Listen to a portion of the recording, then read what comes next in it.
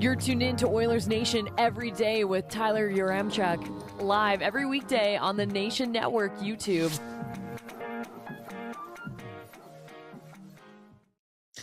Welcome to today's show where we're doing nothing but rewatching the Ryan Nugent-Hopkins fight for 30 minutes. Let's get into it with the lead. I feel like we couldn't even put it as three things in our three big things because the fight from Ryan Nugent-Hopkins deserves its own segment to start the show. The Nuge was huge, sticking up for a teammate, beating the hell out of Justin Hall, his third career fight as well, and I like that. I like a guy who's not afraid to drop the mitts, and Ryan Nugent-Hopkins, and I think it sends a bit of a message about the state of this team right now. Tyson Barrie trade, yes, they lost a key piece of their room, but this team can still come together. And boy, did they ever. A 5-2 beatdown in many ways of the Toronto Maple Leafs last night as the Oilers start the month of March with a big dub. Welcome into Oilers Nation every day, live from the Sports Closet studio. Maybe you really liked what you saw from Mattias Ekholm last night. You want to get 14 Ekholm thrown on the back of an Oilers jersey. Our friends at the Sports Closet can absolutely help you out with that and all your sports apparel needs.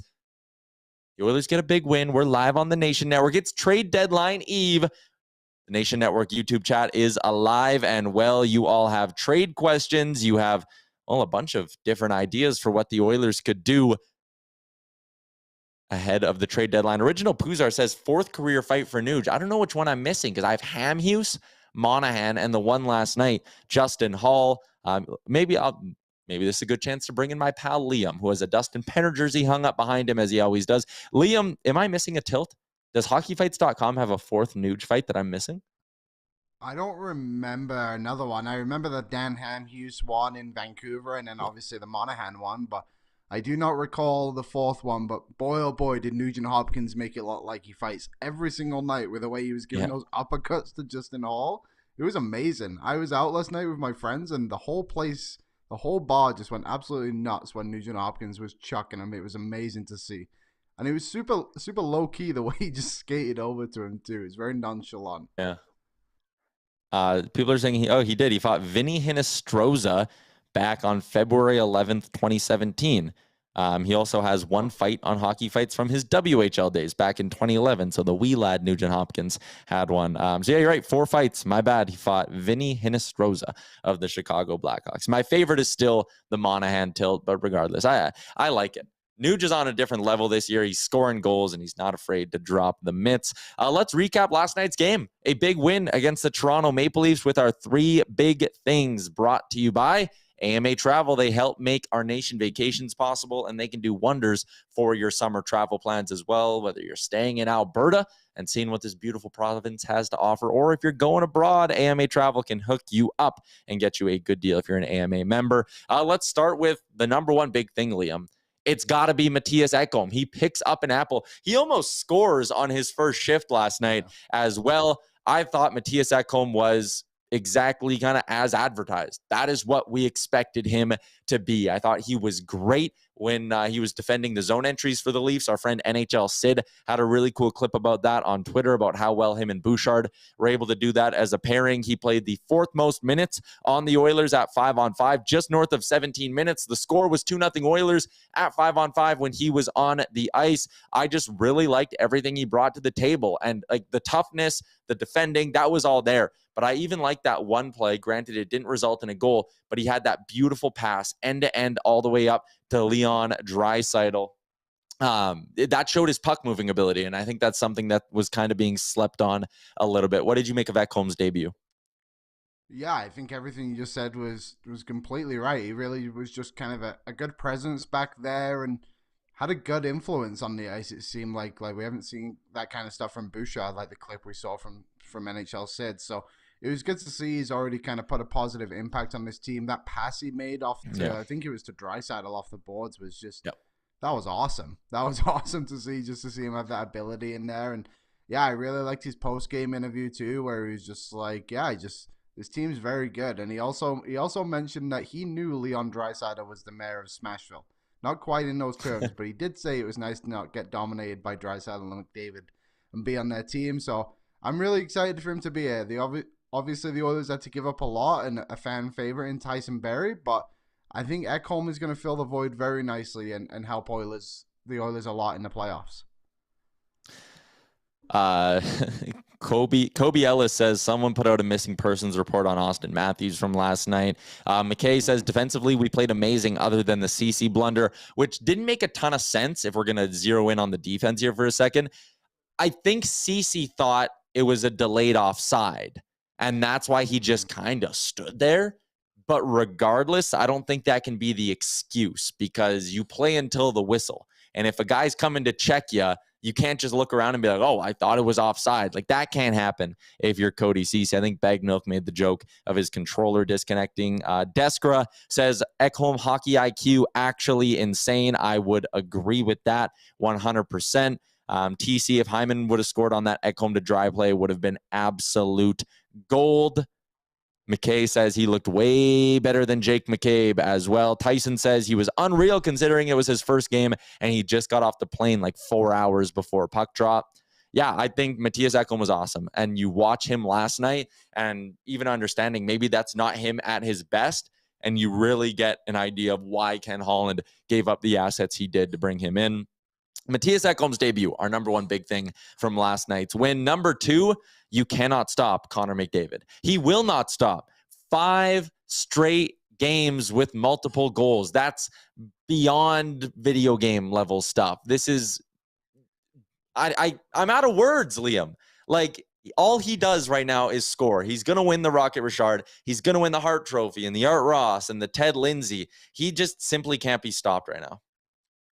Yeah, Connor McDavid scoring 2 goals right now feels inevitable, to be honest. Like, it's kind of nuts, just kind of the run he's on. And he said in his post game actually that he had been in a bit of a slump and he thought he was playing good hockey, and I'm assuming that's when he couldn't score in 4 straight games, which is quite funny to consider that a slump. But yeah, just everything this guy touches now is turned into gold, and he's scored that slap shot against Columbus. This one he's like following up a rebound to the net. Like, he's just so dangerous in so many ways, and now adding that scoring touch too he's been a fantastic season and awesome to watch.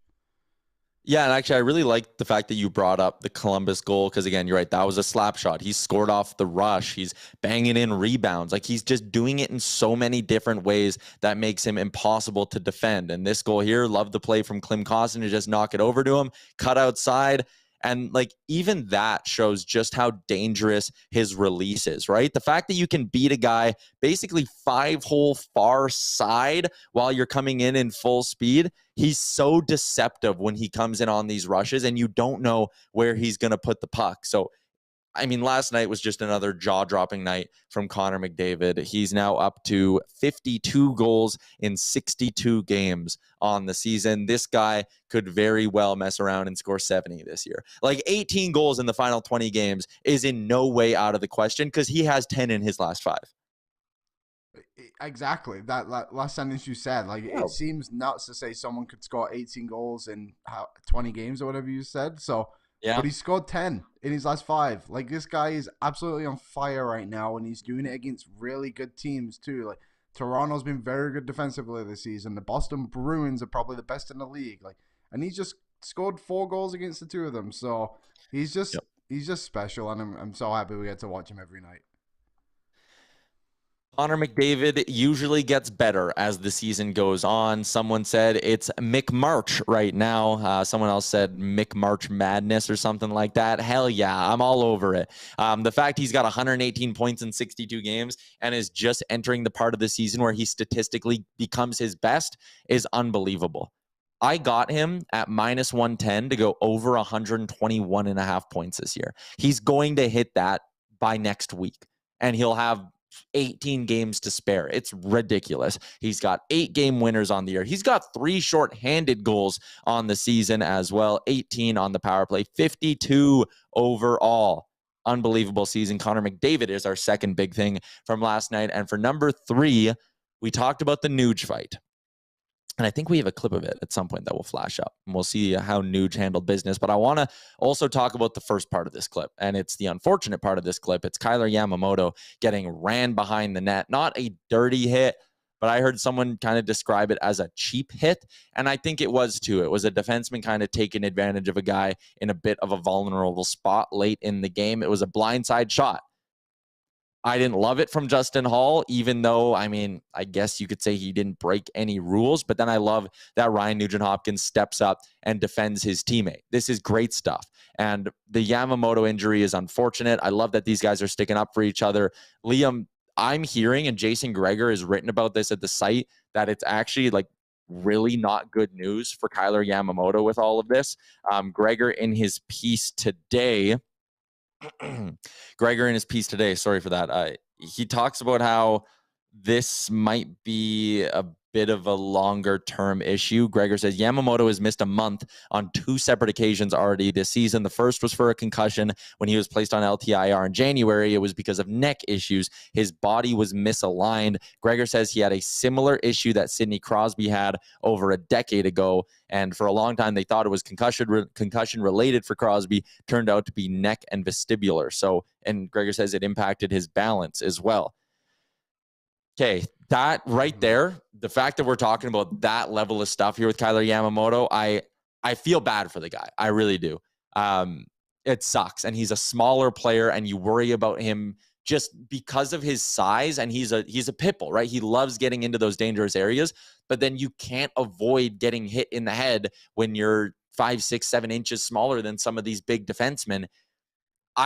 For his own sake, I say shut him down. Like, I'm not talking about just to be like an LTIR Kucherov, bring him back for the playoffs. There's a part of me, and I know I don't know all the medical stuff. And if he's fine, I'd love to see him back. But there is a part of me that just says, dude, your long-term health is really important. Sit for the season. Like, don't even play in the playoffs, man. Like, get yourself sorted out and come back next year when you're 100%, but don't come back if you're even 99%, because I'm worried about this stuff happening again.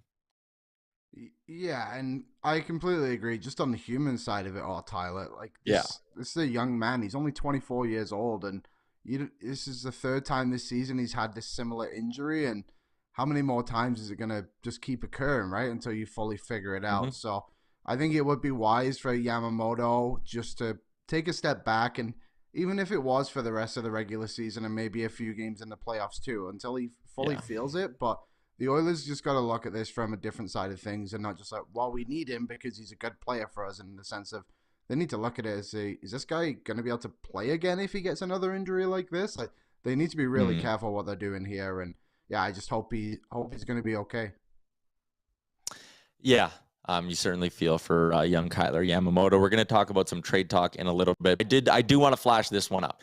The longest multi-goal streaks, as we get back to some of the positives from last night. Look at the names Connor McDavid is joining. Yeah, McGillney, Lemieux, but legends like Punch Broadbent. And of course, everyone actually does know Joe Malone. He is a legit legend of the game. I've never heard of Punch Broadbent, but he did this back in 1921. If you notice, that's a long time, over 100 years ago. So Connor McDavid has a chance, if he can put together another multi-goal game, to do something that hasn't been done in over a century.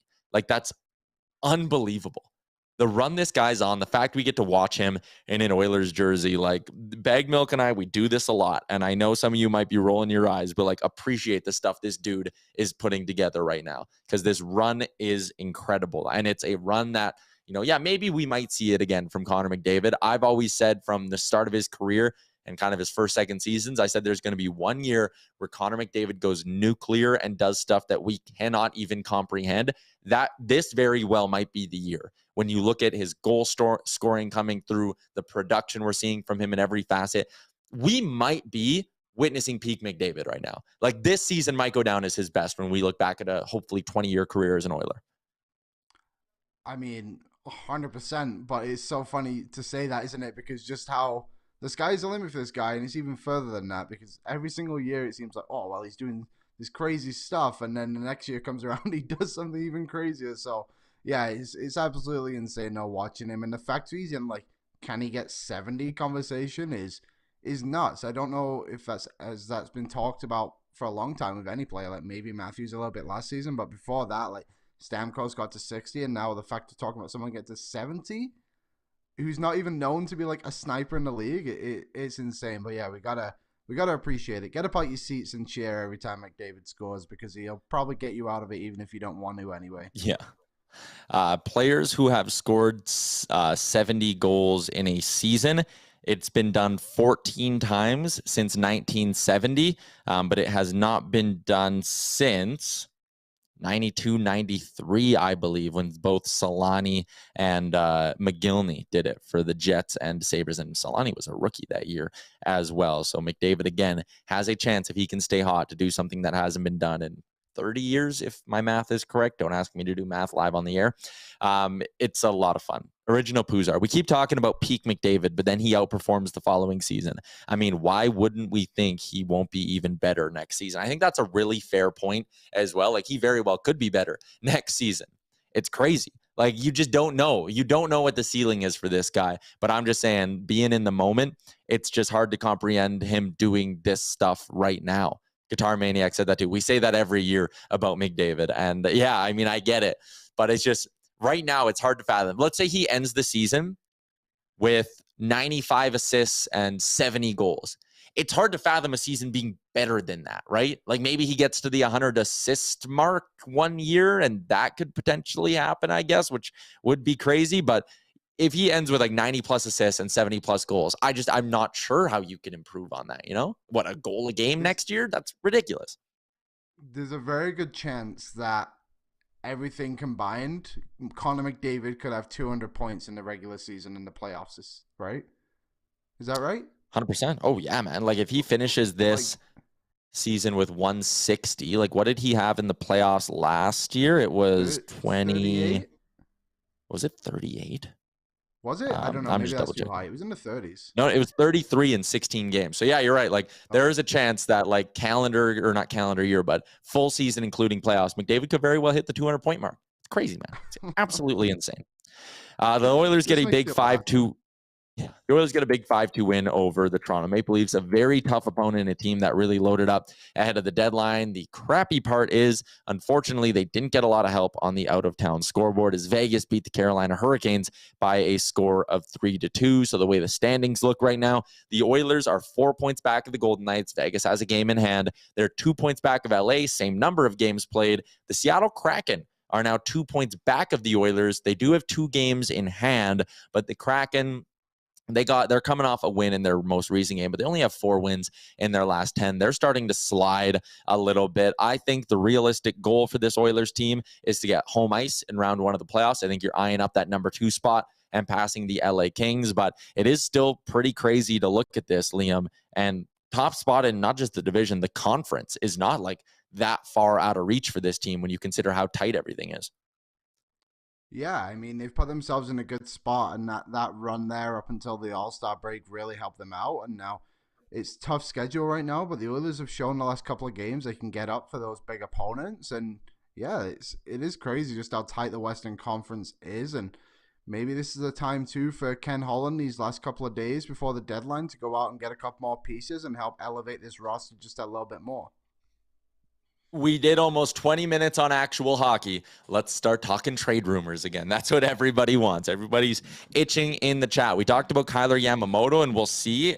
I mean, if it is an LTIR situation, Tyson says, can you guys at least acknowledge that Gregor's tweet, Rashog's words on his podcast contradict each other regarding the Yamo situation? I didn't listen to Rashog's podcast, so I honestly do not know what he said, what he talked about. But if there is a chance you can LTIR Yamamoto, right now the Oilers have about $1.2, $1.3 million they can spend. So if teams are willing to retain half, you can look at guys who are around that $2.6 million range. If Yamamoto is going to be LTIR'd for the rest of the regular season, which I don't think is fully out of the realm of possibilities, I think there is a lot more pressure on Ken Holland to go out and get a right winger. You need some more depth on that side. You traded Puljujarvi. If Yamamoto's health, if he can't be relied on to stay healthy, and again, I'm not saying that as a knock. I think we're all kind of on the same page. Like, you feel terrible for the guy. But in terms of the business side of this thing, you need to go get some right wing depth. Like we talk about Max Domi a lot. Bag Milk keeps making the joke. Right now, we have minimum Domi. We want maximum Domi. He's having a great year in Chicago. He could help you out down the middle. The crappy part about this is he shoots left. If he shot right, he'd be a better fit. Maybe the Oilers think he's one of those guys that can be moved over. Maybe they'd be comfortable flipping Warren Fogle over to his right side, where I think he had a run this year. He played on the right side and scored. So maybe you're comfortable with flipping pieces around when you go 11-7. I know things get jumbled up regardless. So I like Domi. I still think, though, if you get Domi, you need to look at someone who shoots right. But the problem is there's just not a lot of options. Bison Kingston says Domi is awful. I don't agree with that at all. The guy has 18 goals in 60 games on a crappy Blackhawks team. That guy scored big goals for the Carolina Hurricanes last year in the playoffs, and there's a legitimate interest in him. He's a guy who can be a pain in the ass during a playoff series as well. I don't know why you wouldn't look at Max Domi ahead of the deadline. Liam, I know you love him.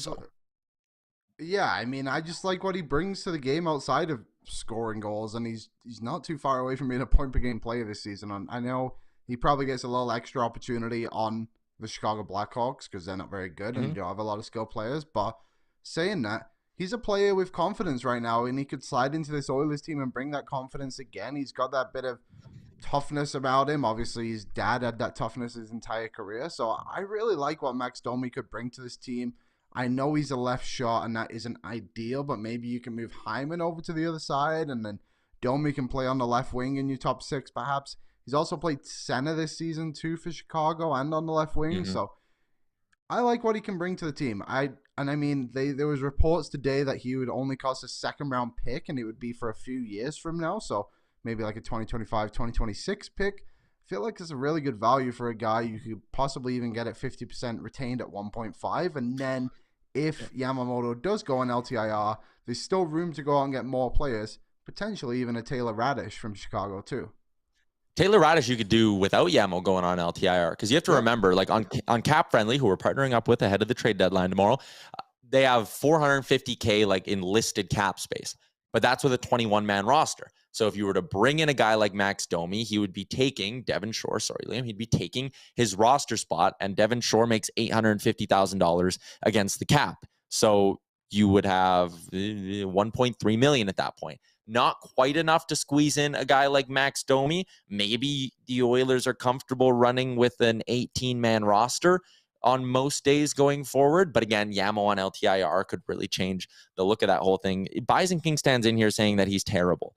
And he's got what? I mean, I think he said Puljujarvi doesn't have, well, one, he's scoring way more than Puljujarvi. He has 18, and 8 of them are on the power play. So that means 10 of them have to be at even strength, unless I'm totally missing something. He doesn't have a shorthanded goal this season. Puljujarvi has 5 goals. So no, Domi has actually scored twice as many even strength goals as Jesse Puljujarvi. And he also has 49 points on the season. That is really damn good. Max Domi is a guy who gets better as the games go on. I don't see why you wouldn't be going in for this guy. And Liam, you mentioned the reported price. That was Pierre LeBrun, who sent out a tweet and said it's similar. The ask is similar to what the Avs gave up for a guy like Lars Eller. Lars Eller was moved yesterday for a second-round pick, and I believe 2026 is what Colorado gave up in that deal. I'm just double checking it. Yeah, it was a second in 2025, sorry. And the Caps retained money there, $1 million against the cap.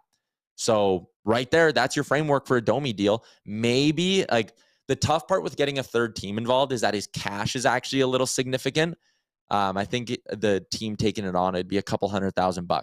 So you might have to pay a bit to get a third team, but Domi is a guy who's absolutely on the table if the Yamamoto injury is serious. Jason says Domi's an obvious upgrade to Pool Party. Yeah, again, he's not a right shot, so he doesn't fit that mold perfectly. I still think they need to add someone who can play the right side. Nick Bjugstad is a righty. He's 6'6". He's scoring okay this year, but I don't view Nick Bjugstad. I think he's soft. I don't think he's a tough, hard-nosed 6'6", which is why I'd be a little bit worried about him. Brainwash says Domi's overrated as heck. But you're not giving up a first-round pick for Max Domi. The Bruins gave up a first-round pick and a fourth to get Bertuzzi, who has 4 goals this year. I know he's been banged up, but like Bertuzzi, I think, has broken both his hands this year. So, I don't know.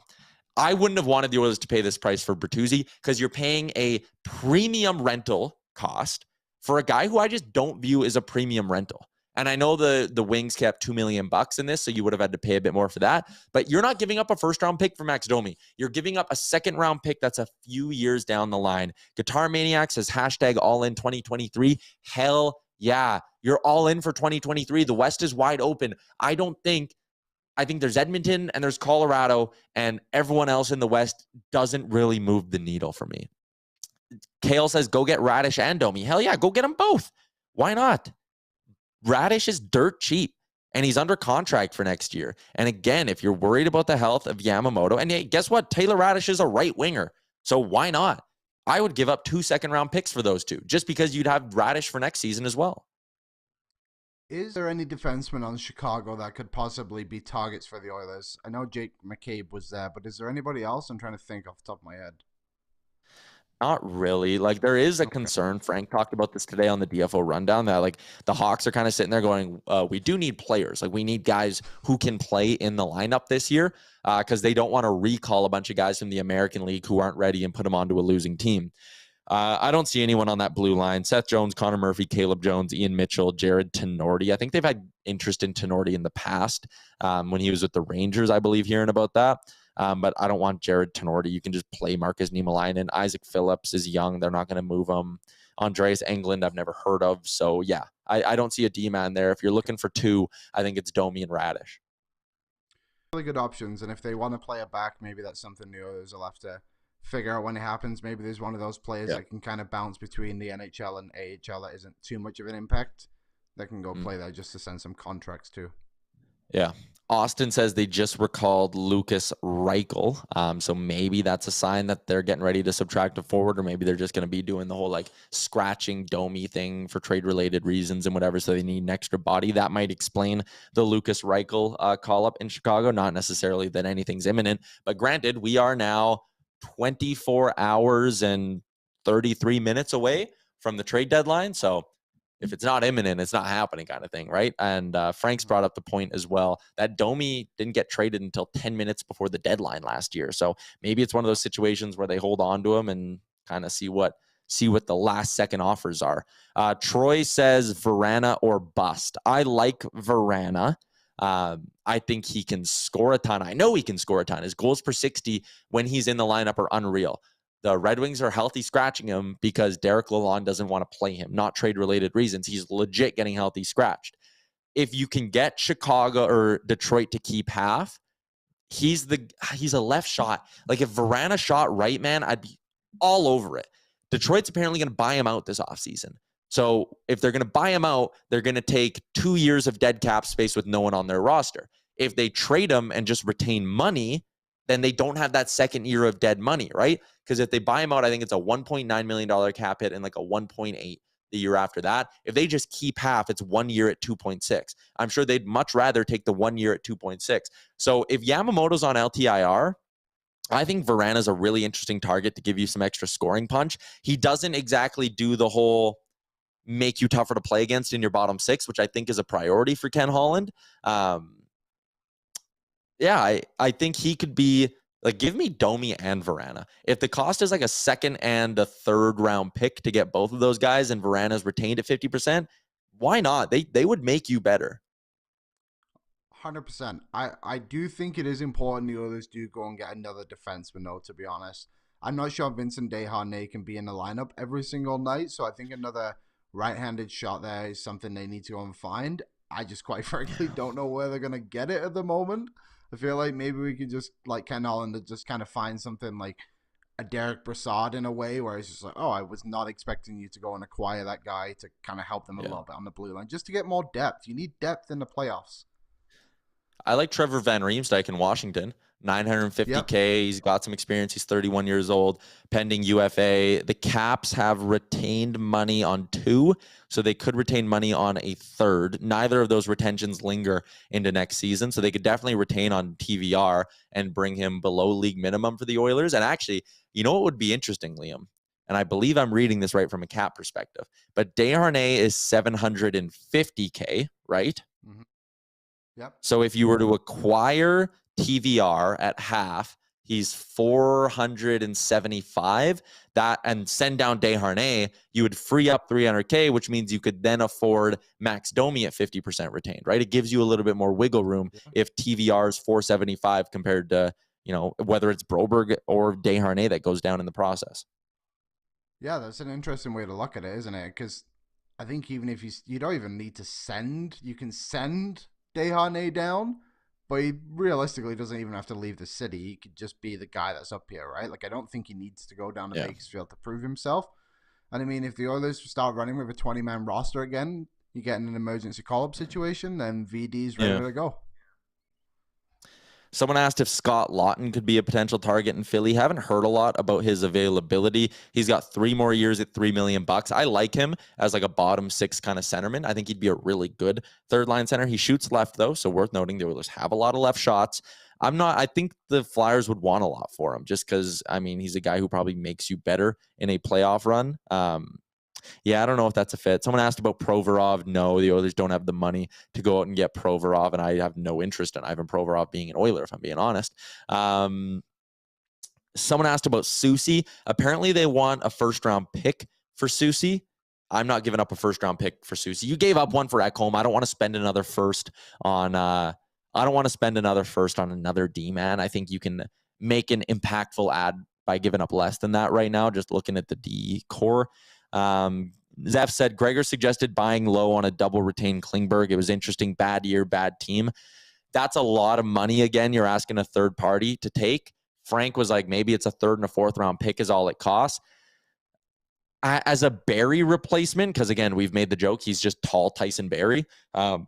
You could, but the Oilers don't have a 4th in either of the next 2 drafts. I don't know. I don't like Klingberg. He's having a really bad year, and I'm not super into like a reclamation project. Patrick Casper says JVR.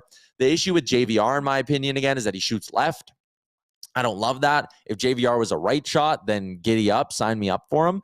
That's another one, though, that probably hinges on the health of Yamamoto, where like, yeah, and I know JVR can play the right side as well, but he does shoot left, which is the point I was making. $7 million. If Yamamoto is indeed going on LTIR, Flyers could retain some of that, and boom, you're good to go. You give up a pick for him. He's one of the few names left on Frank Saravalli's top 10.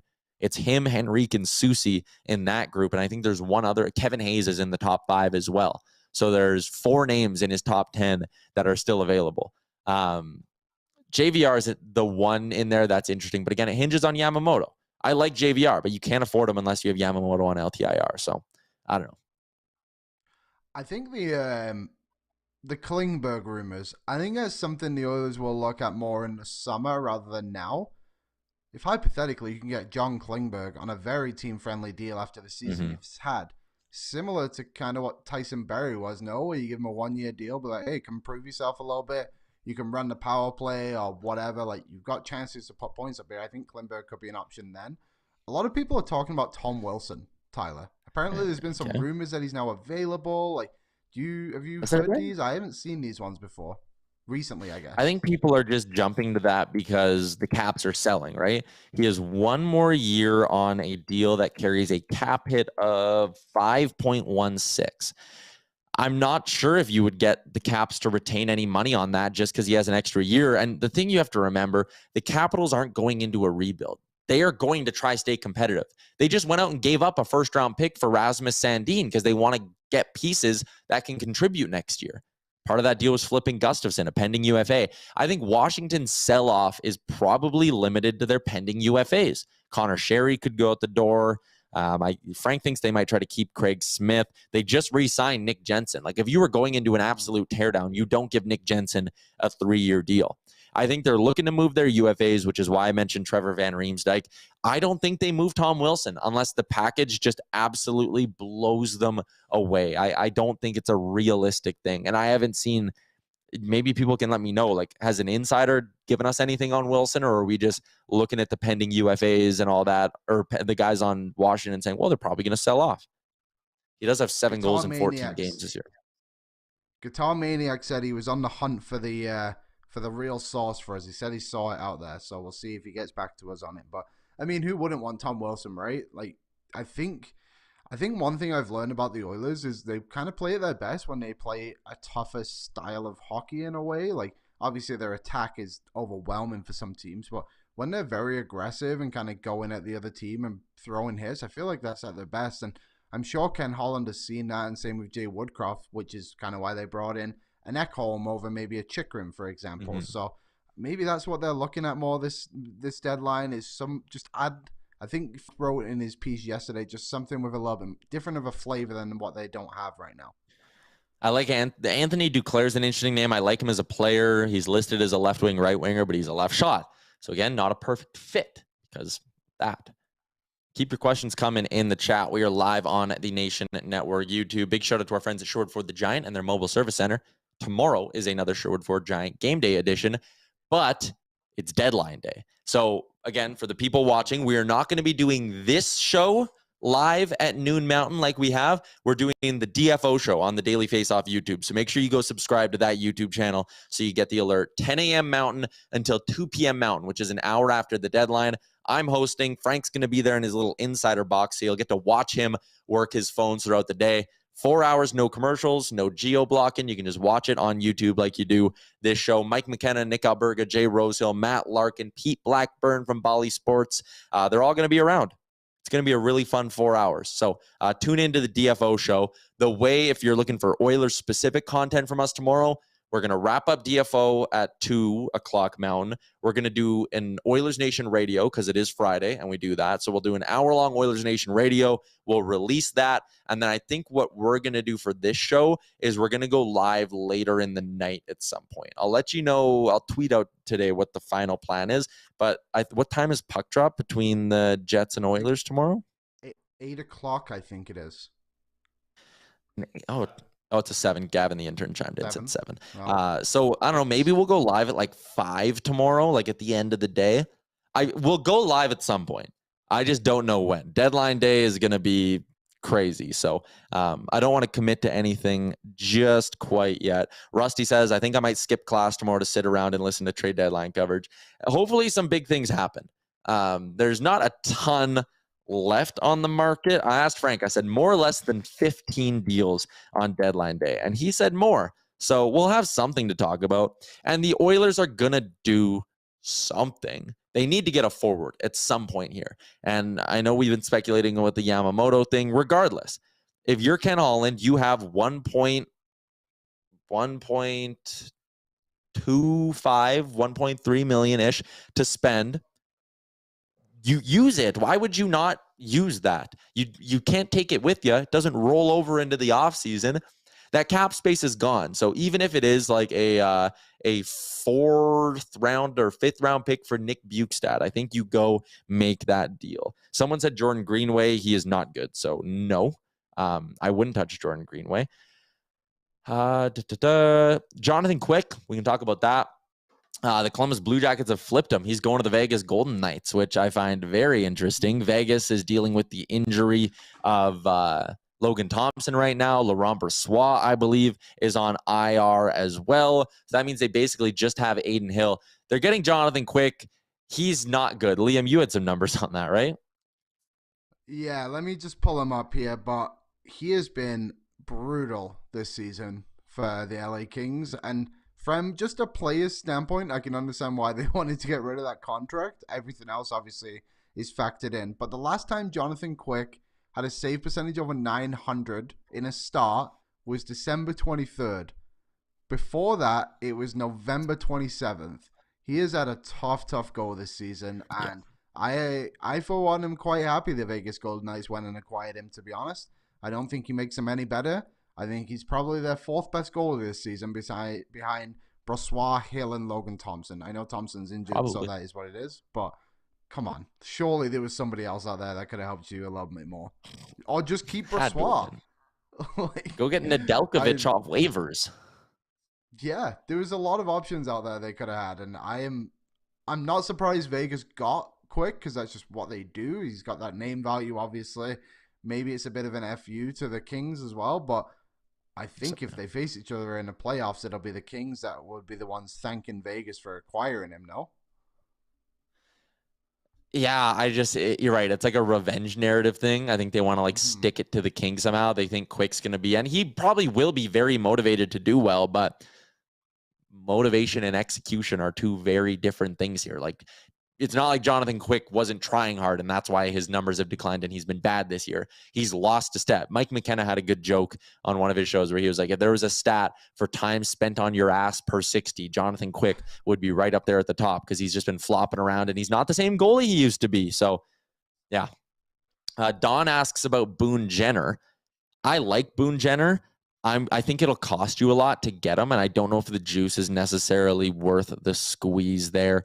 Some people talking about if the Oilers could trade Campbell because, the Quick got moved. Campbell's got 4 more years at $5 million. They're not moving Campbell. It's not a realistic thing.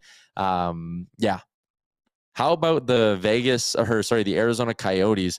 Can we dig into this for a second? It's embarrassing, right? We're all on the same page there. Like, how can you even, I don't know.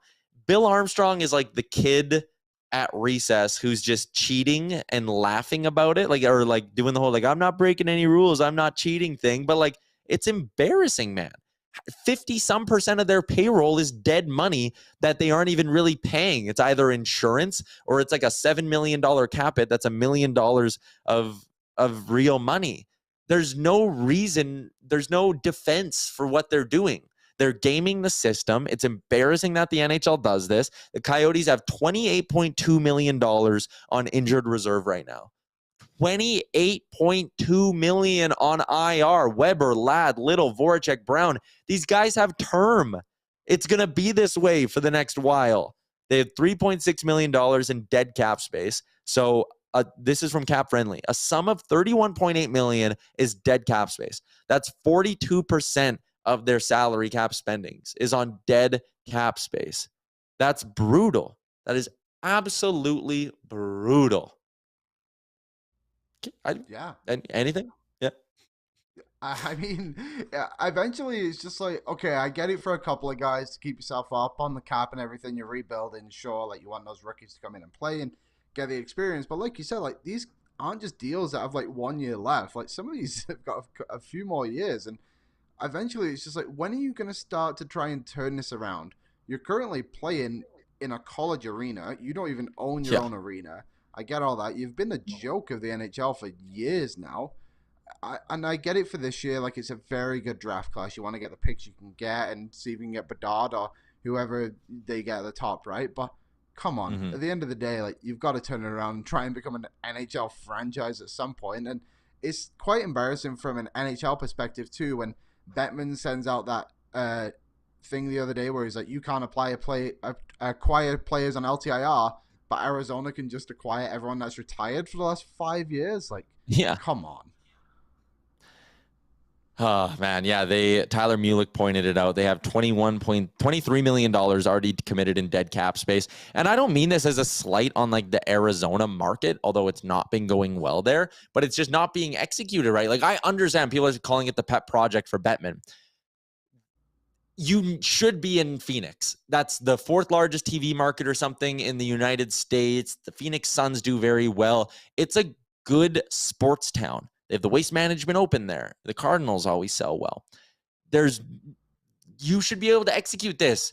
The problems before is that the Glendale Arena is in a terrible spot. They're back in Tempe now, which is where they should be, but it's a 5,000-seat barn that comes with a whole laundry list of issues we don't need to get into. They need to get a new arena. They need to get their own space in Tempe where people can actually make it to the game.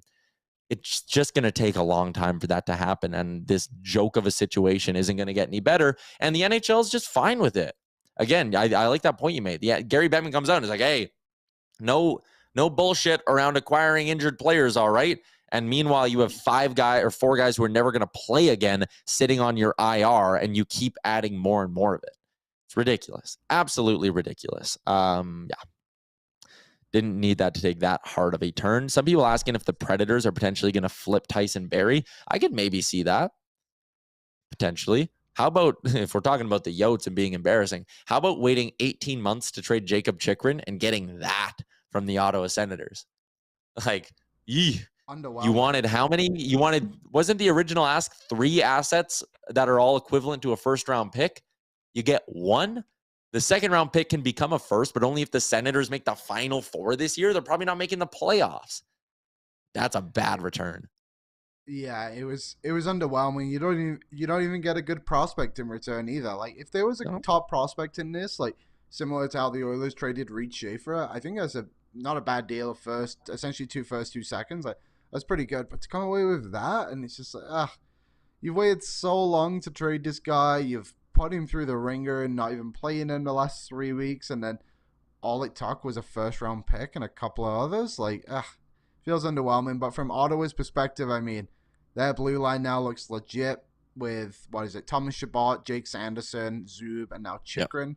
Maybe they got to learn to defend a little bit better, but you can just fill the other 2 spots with that. But on paper, it looks good, and the future is very bright in Ottawa with also Brady Tkachuk and Josh Norris and Tim Stutzler as well. Stutzler. Yeah, and they have good prospects still coming in Jacob Bernard-Docker and Lassie Thompson, who are both right defensemen too. So it looks really, really good in Ottawa. I love that deal. And the other thing too is Jacob Chikrin wanted to be there. I know some people made the joke that like, oh, he didn't even get to go to a contender. But I had no idea this was even a thing. His grandpa lives in Ottawa. His sister lives in Ottawa. And he spends a chunk of his summers there as well. Like, he actually is probably thrilled to be going to the Senators. I had no idea about all those connections, but I like the work Pierre Dorian's doing in Ottawa. It's great. And Tyler Yaremchuk says a great core going forward. Yeah, like Chikrin's under contract. He's going to be there. Giroux gives you that veteran leader. Maybe they end up having to get rid of DeBrincat this summer because they can't afford it, but it's a really nice group they got there. Yeah, I mean, it's good. I'm glad that Chikrin has found that home then for with all that stuff he just said attached to it already, because he's a really good player, and the best way to showcase this league is having the best players play. And if he's in a Canadian market, then great. I think it's just going to boost his value and show how good he actually is. I'm quite excited to actually see him in some relevant hockey games, and I do hope the Sens make the playoffs just so we can kind of see what he can do in the postseason too. I need to pass along a birthday message that I had because Sarah DM'd me and asked if I could give a birthday shout out to her girlfriend, Kimberly. And I've met the both of them at like 3 or 4 different nation events. So I know your birthday was yesterday, but happy birthday to Kimberly, who I know listens to the show. All right, let's get into our Betway wrap for today, Liam.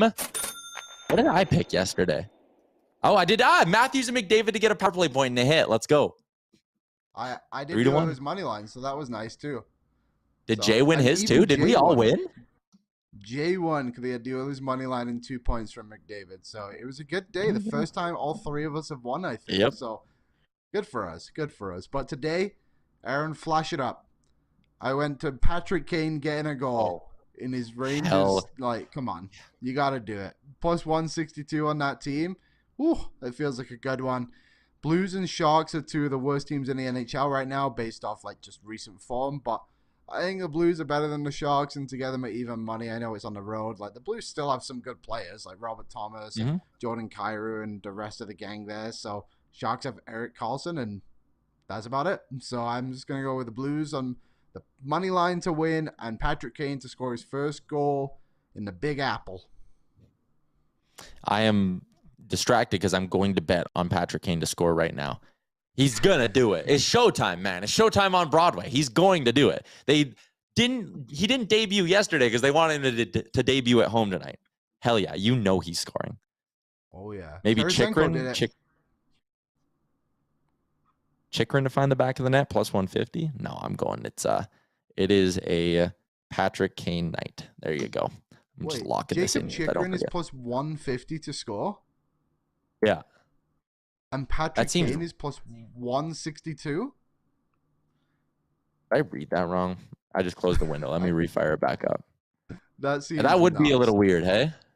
Yeah, that would be quite something there. But, I mean, hey, if that's the odds, even more of a reason to put your money on Patrick Kane to snap home a goal tonight.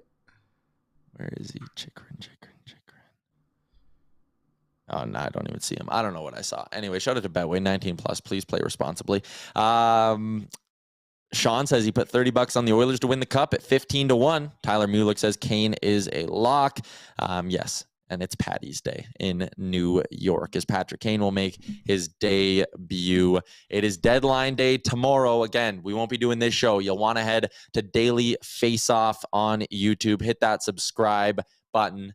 It's going to be a 4-hour live show, commercial free. I'll be sitting right here in this spot hosting that show tomorrow. I am very excited to get going on that. Very excited to see what the Edmonton Oilers can do. We'll break it all down at some point tomorrow afternoon with Oilers Nation Radio. And yes, we will do a live stream at some point tomorrow. So make sure you have the notifications on so you see when we go live. Keep it locked on Twitter as well. Shout out to Betway, Sports Closet, Sherwood Ford, Star Mechanical, and AMA Travel, and to all you guys who just hammered the chat this week. That was awesome. It was awesome. We'll be back, regular scheduled programming Saturday for the game against the Winnipeg Jets. We'll be going live at noon on Saturday. So I hope you all tune in. We'll break down the trade deadline, have all that fun stuff. 10 a.m. tomorrow, Daily Face Off YouTube. I will see you all there. Enjoy your Thursday night.